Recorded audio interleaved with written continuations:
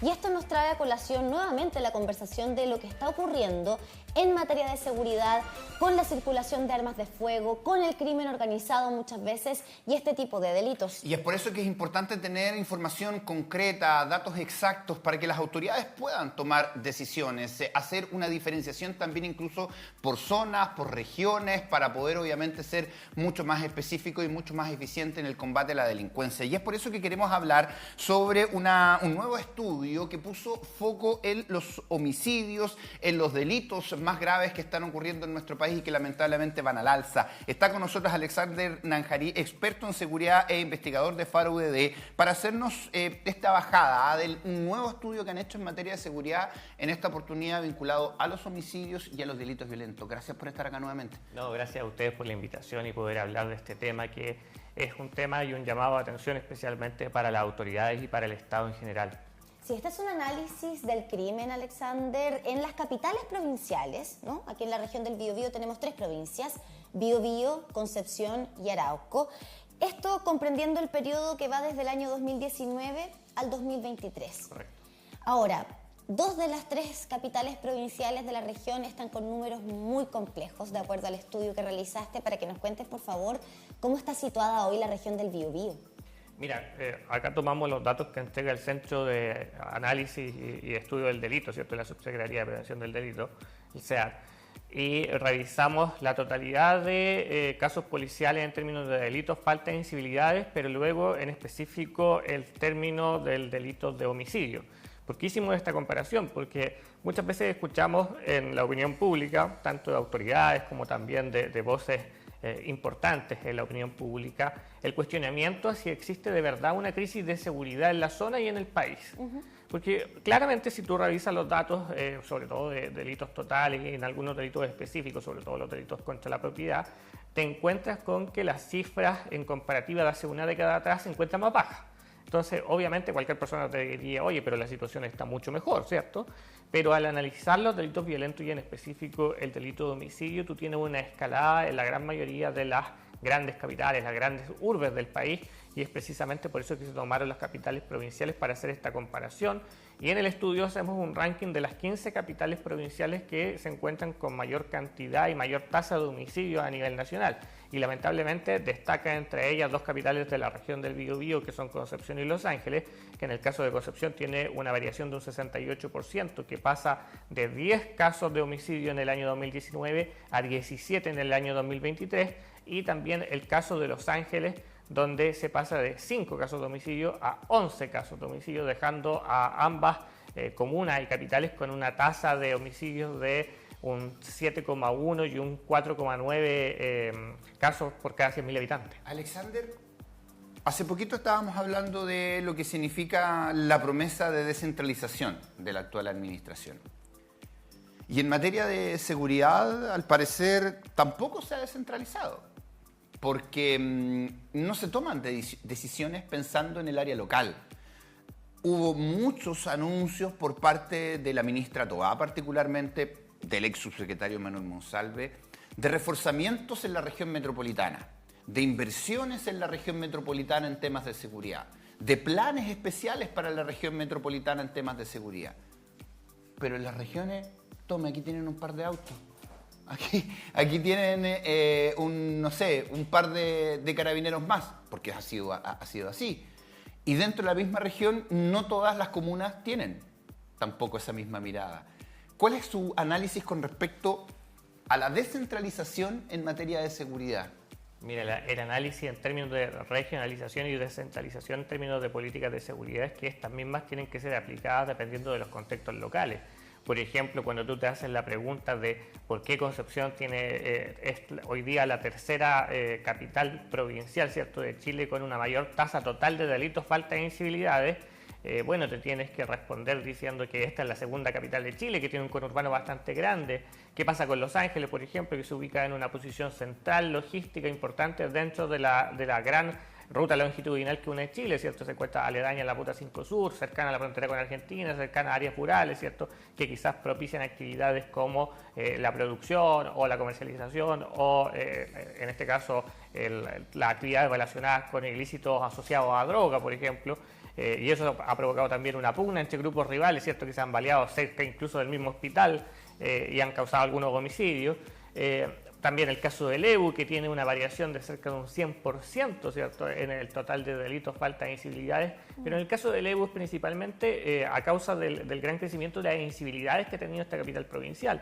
Entonces, ahí también hay que hacer un llamado de atención a las autoridades, porque cuando se aplican planes de seguridad, por ejemplo, como el Plan Calle Sin Violencia, y se aplica en algunas comunas específicas, ¿cierto?, sin tomar en cuenta que tenemos un gran conurbano, ¿cierto?, una capital provincial que es una zona metropolitana bastante grande, y que el crimen y la delincuencia no distinguen entre fronteras político-administrativas entre comunas. Entonces, obviamente, si tú copas, por ejemplo, la comuna de Concepción, en este caso Talcahuano, por ejemplo, pero no lo hacen en Hualpén y San Pedro, el crimen va a migrar, si eso es obvio. Es lo que pasó, obviamente, con la escalada de homicidios que ha pasado también en comunas como Coronel y Lota, ¿cierto?, que tienen una grave crisis de seguridad y que por lo pronto no se ha resuelto.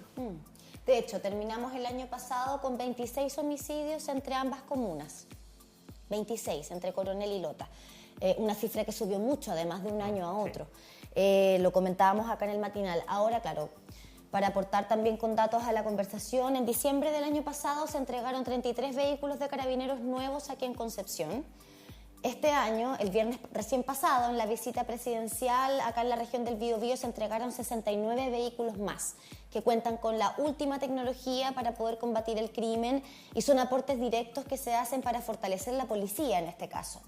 Ahora, el mismo presidente, en su paso por la región del Biobío, lo decía: esto no es algo que se combate únicamente fortaleciendo a las policías, entregando más cámaras de seguridad para las comunas, ¿verdad?, entregando más vehículos, drones, etc. Acá hay una inversión de la que hablaba el presidente que se relaciona también con deporte, con cultura, con más herramientas sociales finalmente, para poder erradicar el crimen organizado de las poblaciones donde lamentablemente ya se instaló. Porque los crímenes de los que hablas ahora tienen relación directamente con el crimen organizado, lamentablemente, ¿no? Los ajustes de cuenta, personas que llegan baleadas a los SFAM y no quieren denunciar porque se sienten amenazadas o porque son parte de una organización criminal. Y ahí también, bueno, hay que evaluar qué es lo que hay que hacer de manera multidisciplinaria para poder combatir esta situación. Mira, en esos términos, claro, el presidente de la República tiene razón. Cuando tú combates el delito, tienes que tener en cuenta tres, por lo menos, variables para combatirlo: la disuasión, la prevención del delito, ¿cierto?, y en este caso la aplicación efectiva de la fuerza estatal. Cuando tú entregas vehículos policiales, ¿cierto?, y tienes mayores elementos para balizar rondas, ¿cierto?, patrullaje, tú en este caso disuades, ¿cierto?, la comisión de delitos, ¿cierto?, al haber un área que está más controlada policialmente, más segura. Cuando tú realizas políticas sociales, como por ejemplo planes después del horario de clases para hacer deporte, por ejemplo, clases de deportiva los fines de semana, cosas de tratar de sacar a los jóvenes, a los niños, ¿cierto?, de un potencial escenario criminal, delictual, de la cultura del delito, ¿cierto?, tú previenes el delito, ¿cierto? Pero cuando tú tienes un aumento tan brutal de los homicidios y que en varios casos responde a crimen organizado, eso requiere aplicación efectiva de la fuerza, y en ese caso requiere que haya investigación propicia, en este caso de las policías, pero también del órgano persecutor, para saber dónde se encuentran, por ejemplo, las bandas organizadas, cuál es el poder de fuego que tienen, ¿cierto?, y eventualmente ir y aplicar la fuerza del Estado. ¿Sí? Tienen que aplicarse en este caso estas tres variables. Ahora, en el caso de Lota y Coronel, bueno, el caso de Lota Coronel es anecdótico porque quizás refleja las condiciones estructurales de la región, una región que viene alicaída desde ya hace varias décadas en términos económicos, y que precisamente en comunas como Lota y Coronel, ¿cierto?, que se han convertido en comunas dormitorios, reflejan esas condiciones de pobreza económica de la región, ¿cierto?, que propicia quizás el surgimiento del crimen organizado en actividades ilícitas, ¿cierto?, como un medio de obtener quizás una provisión material por parte de las personas. Ahora, el problema ante esto es cómo atraemos la inversión privada, por ejemplo, en la región, para establecer industria, en este caso polos tecnológicos, y establecer aún más empleo, ¿cierto?, y mejores condiciones sociales, obviamente, a través del pago de ciertos impuestos territoriales, etcétera, cosa que los gobiernos locales las puedan reinvertir en las personas, ¿cierto? si no tenemos las condiciones de seguridad propicias para que los inversionistas se sientan seguros. Bueno, el mismo caso de la provincia de Arauco, ¿cierto?, donde la inversión en materia de turismo, ¿cierto?, por muchos años descendió, pero de una manera brutal, ¿cierto?, y afectó principalmente a las personas que tenían o se dedicaban al rubro del turismo cercano a los lagos aledaños a la provincia de Arauco, por ejemplo. Sí, o sea, claro, hay una diferencia grande con respecto a cómo se trata, incluso en materia comunicacional, el tema de la seguridad. Porque en regiones nosotros tenemos a los delegados presidenciales haciendo vocería con respecto al tema de seguridad. Pero en la región metropolitana tenemos a ministros, tenemos a subsecretarios de la cartera haciendo vocerías, no solo con temas a nivel nacional, sino que en temas a nivel metropolitano. O sea, lo mismo pasa en transporte, lo mismo pasa, o sea, tenemos a ministros hablando de situaciones puntuales que ocurren en Santiago. Y claro, en las regiones tenemos solamente a los seremios o a los delegados presidenciales. Se han aplicado programas especiales en la región metropolitana, como el plan antiportonazo, que acá también se cuestionó, porque en Santiago andaba un helicóptero dando vuelta y seguía a un delincuente que robaba un auto. Acá eso no lo vimos. Claro, se apretó mucho ya y empezaron a negar los portonazos a Concepción. Acá se empezó a hacer algo y se empezó a migrar a otras ciudades más pequeñitas. O sea, hay una diferencia grande en cómo se va tratando comunicacionalmente y en la aplicación. ¿Se podría solucionar todo esto con la creación del Ministerio de Seguridad? Mira, la verdad, la teoría demuestra que estados más robustos ofrecen mejores garantías para el combate del crimen organizado y de la delincuencia, pero la creación per se de un ministerio no asegura que los niveles de delincuencia, ¿cierto?, y de inseguridad vayan a bajar, ¿cierto?, si no se realizan en este caso políticas públicas y por lo menos la aplicación de estas tres variables para combatir el delito que recién mencionaba, que son la disuasión, la prevención y la aplicación efectiva de la fuerza. Y por lo demás sería replicar la misma fórmula del centralismo. O sea, claro, el ministerio también estaría en Santiago. Claro. Y acá nuevamente tendríamos la figura de un seremi de defensa o algo así, ¿no? Claro, un seremi de seguridad en este caso. Perdón. Mira, cuando nosotros analizamos los datos nos encontramos con tres situaciones específicas en el país. Hay tres polos de violencia letal hoy día en términos de homicidio. Tiene las capitales del norte, que se enfrentan a un panorama diferente porque tienen mucha migración en este caso y también crimen transnacional. Hablamos de Arica, Iquique, Antofagasta, Calama, que presenta de hecho Calama la tasa de homicidio más alta del país, con alrededor de 9,7, si no me equivoco, casos de homicidio por cada 100.000 habitantes. Luego tenemos en la parte central la región metropolitana, aledaña a capitales como Valparaíso y Rancagua, ¿cierto?, que también presentan un panorama crítico. Y por el sur presentamos el caso de dos capitales regionales que son las que se encuentran con una posición más crítica, que son Concepción y Los Ángeles. Por lo tanto, si vamos a aplicar planes en este caso para disminuir en este caso la cantidad de homicidios que ha venido escalando en este periodo de tiempo, los planes de seguridad tienen que aplicarse a los contextos territoriales específicos y quizás con la coordinación macrozonal específica entre cada zona. Ahora, ¿a qué podemos atribuir el hecho de que Calama y Valparaíso hoy día presenten las mayores alzas en materia de homicidio? Y volver a recordar eso, ¿no? Este estudio que estamos conversando hoy día contigo únicamente abarcó los crímenes que se relacionan con los homicidios, ¿no?, y los delitos más complejos. No estamos hablando del delito común como el robo de vehículos, como los portonazos, ¿verdad? Eso lo hemos hablado en otras oportunidades. Pero muchas veces terminan en homicidio esos delitos. Sí, pero esto particularmente hoy día estamos hablando y centrándonos en homicidio que podemos asociar directamente al crimen organizado, además. Entonces, por ahí va mi pregunta, ¿no? ¿Qué pasa en Calama? ¿Qué pasa en el norte de Chile? ¿Qué pasa con la instalación del crimen organizado? Hoy día mucho hablamos también del Tren de Aragua, pero por otra parte tenemos situaciones bien complejas como la que vive Bulnes o Cabo de Hornos y que ustedes señalan en este estudio, refleja también que hoy día comunidades más aisladas también están muy vulnerables y susceptibles de recibir este tipo de crimen. Mira, la verdad, ante tu pregunta tenemos que analizar las condiciones geográficas y también culturales de estas capitales. ¿Por qué Calama y Valparaíso tienen un problema tan grande? Bueno, si nosotros hablamos de que... vamos a retrotraernos un poco. En la década del 90 y del 2000 se atribuía que el hecho de los homicidios, la comisión del homicidio en Chile, se debía principalmente al consumo de estupefacientes y alcohol. En el norte era principalmente al consumo de estupefacientes y en el sur al consumo de alcohol. Hoy día nosotros deberíamos sumar un tercer factor, que es el auge o la mella que ha hecho el crimen organizado, ¿cierto?, y la pugna entre bandas territoriales.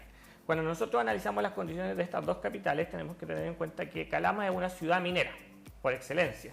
Se encuentra en el norte, alejada de diferentes ciudades. O sea, tú miras los diferentes puntos cardinales y encuentras solo desierto.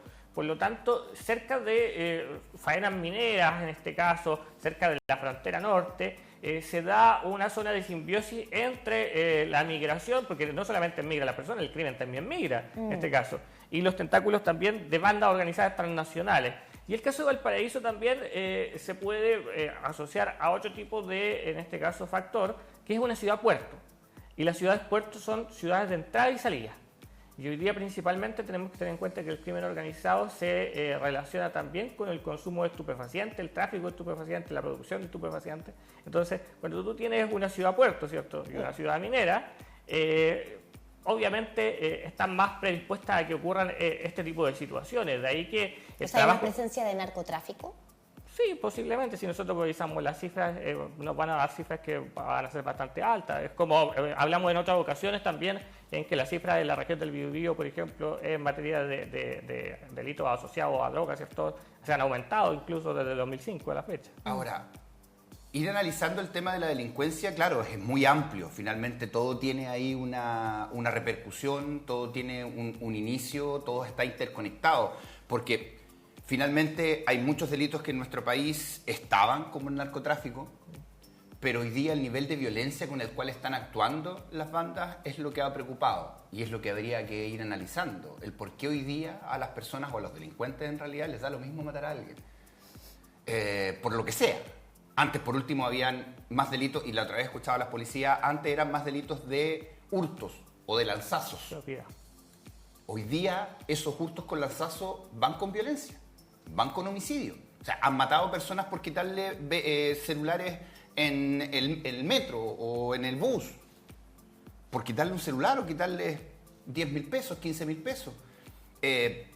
Las bandas entre ellos, claro, están armando sus territorios y eso es una señal también de que sienten que acá en nuestro país la impunidad existe, que se pueden cometer delitos. Por allá también habían análisis de lo que pasaba en Colombia, que en su momento también pasó. Aumentó muchísimo la tasa de homicidio mientras las bandas se establecían. Luego bajaron y después pasaron a otro tipo de delitos. Pero ¿cómo estamos en eso? Con ese análisis hoy día más profundo de por qué los delincuentes hoy día no les importa nada, ni caer en la cárcel, ni la autoridad. Es algo que estemos haciendo nosotros como sociedad, como autoridades que estamos permisivos. Por ahí la otra vez veíamos videos de incluso extranjeros, y sin estigmatizar a los extranjeros, pero diciendo, vengan acá a Chile, es fácil poder robar. ¿Qué hay con eso?